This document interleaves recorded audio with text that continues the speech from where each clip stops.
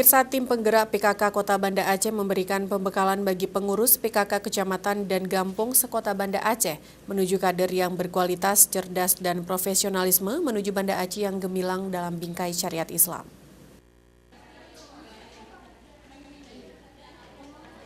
Pengurus dan kader tim penggerak PKK Kota Banda Aceh dan tim penggerak PKK Kecamatan menggelar pertemuan dalam rangka pembekalan kader PKK yang berkualitas, cerdas, dan profesional menuju Banda Aceh yang gemilang dalam bingkai syariat Islam. Kegiatan ini bertujuan mendorong program PKK dalam mendorong pembentukan keluarga yang berkualitas melalui penerapan 10 program pokok PKK.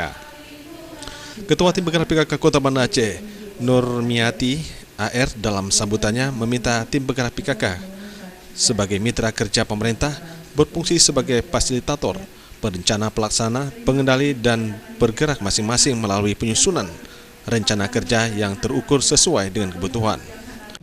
Menyebarkan melalui penyusunan rencana kerja yang terukur dan sesuai kebutuhan, sehingga hasilnya akan mencapai sasaran yang diinginkan.